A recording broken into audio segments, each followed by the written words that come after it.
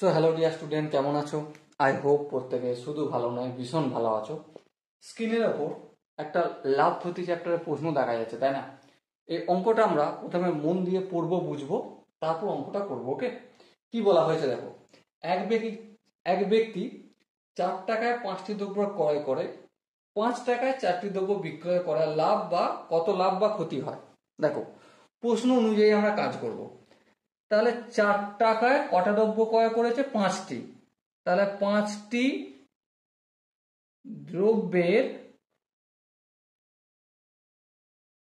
ক্রয় মূল্য কত? 4 টাকা। তাহলে একটি দ্রব্যের ক্রয় মূল্য আমরা নির্ণয় করতে পারবো? হ্যাঁ পারবো। কত? 4/5 টাকা। আচ্ছা, এখানটা যদি বোঝা যেয়ে থাকে তাহলে এবার বলো,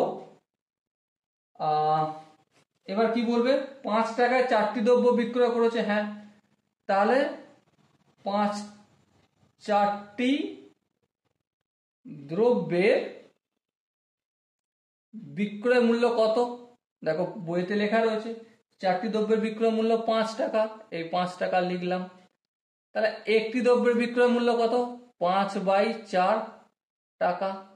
তাহলে একটা কথা বলো, একটি দ্রব্যের বিক্রয় মূল্য হচ্ছে 5/4 টাকা আর একটি দ্রব্যের ক্রয় মূল্য 4/5 টাকা। তাহলে কোনটা বড়? অবভিয়াসলি 5/4 ইজ গ্রেটার দ্যান 4/5, তাই না? তাহলে এখানে কি হয়েছে আমরা এটা দেখে বলতেই পারছি যে অবভিয়াসলি লাভ হয়েছে। কিন্তু কত লাভ হয়েছে? একটি দ্রব্য বিক্রি করে কত লাভ? সিম্পলি আমরা বিক্রয় মূল্য 5/4 থেকে 4/5 বিয়োগ করব। বিক্রয় মূল্য থেকে ক্রয় মূল্য বিয়োগ করে দিলে লাভ পেয়ে যাব। 4 আর 5-এর লসাগু 20। 20-কে 4 দিয়ে ভাগ করলে 5, 5-কে 5 দিয়ে গুণ করলে 5×5 = 25, মাইনাস 20-কে 5 দিয়ে ভাগ করলে 20-কে 5 দিয়ে ভাগ করলে 4, 4-কে 4 দিয়ে গুণ করলে 16। সো আলটিমেট কত হলো? 9/20 টাকা। ওকে, তাহলে একটি দ্রব্য বিক্রয় করে লাভ হয়েছে এত। তাহলে এবারে বলো, এটা যদি পার্সেন্টেজে কনভার্ট করি তো কিভাবে করব? নর্মালি কি জানি, যা এভাবে একটা দাগ টেনে নেবো। মুদ্রা কথা, প্রথম কাজ হচ্ছে এভাবে দাগ টানবো। নিচে যার সাথে তুলনা করা হবে আর উপরে যেটাকে তুলনা করা হবে, যেহেতু লাভটাকে তুলনা করা হচ্ছে তাই 9/20 লিখে দেবো। এবারে দেখো, এখানে প্রশ্নে কিন্তু একটা জিনিস উল্লেখ করেনি, ক্রয় মূল্যের উপর লাভ না বিক্রয় মূল্যের উপর লাভ।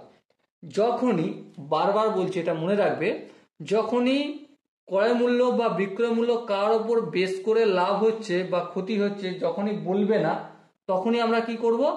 ক্রয় মূল্যের ওপর বেস করে ধরে নেব। আচ্ছা, এখানে ক্রয় মূল্যের ওপর যদি বেস করে ধরি, এখানে 9/20 লাভ ধরেছি, কিন্তু কটা প্রোডাক্ট বিক্রি করে, কটা দ্রব্য বিক্রি করে? একটি দ্রব্য বিক্রি করে লাভ বের করেছি। তাহলে একটি দ্রব্যের ক্রয় মূল্য কত? 4/5 তুলনা করছি আমি ক্রয় মূল্যের সাথে। এটা কি হলো আমাদের? 9/20। আর এই বড় করে ভগ্নাংশের চিহ্ন বা ডিভাইডের চিহ্ন দিয়েছি, এটাকে আমি গুণ চিহ্ন করলাম, তাই 4/5টাকে আমি 5/4 করলাম।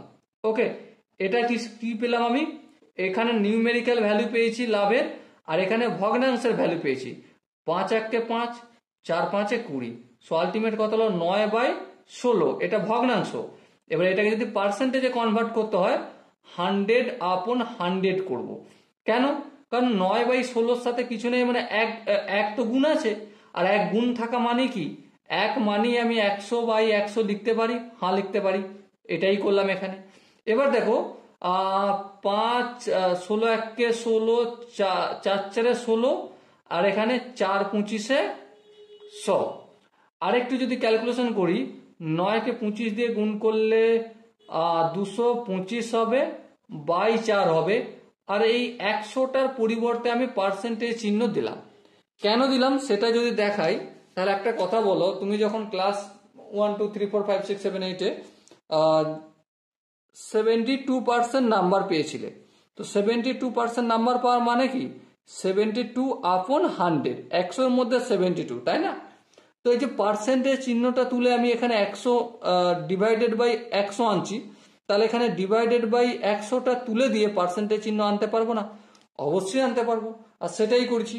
এরপর দেখো, 125/4 মানে 4×4 = 4×5 = 20, 4×6 = 56.1/4%। তোমরা একটু ভাগ করে দেখে নিও এর 56.1/4% আসছে কিনা। ওকে, সো ডিয়ার স্টুডেন্ট, এখানে যে অপশনগুলো রয়েছে তার মধ্যে কোন অপশন ঠিক? অবভিয়াসলি অপশন ডি হবে আমাদের সঠিক আনসার। ওকে, আই হোপ এই কোশ্চেনের কনসেপ্টটা প্রত্যেকের বোঝা গেছে। যদি কারো কোনো জায়গায় বুঝতে অসুবিধা থাকে, ডাউট থাকে, কনফিউশন থাকে, কি করতে হবে? কমেন্ট সেশন আছে, কমেন্টে অবশ্যই জানাতে হবে। ওকে, আর দেখা হচ্ছে নেক্সট ভিডিওতে। ততক্ষণ পর্যন্ত প্রত্যেকে ভীষণ ভালো থাকো, সুস্থ থাকো এবং জয় হিন্দ।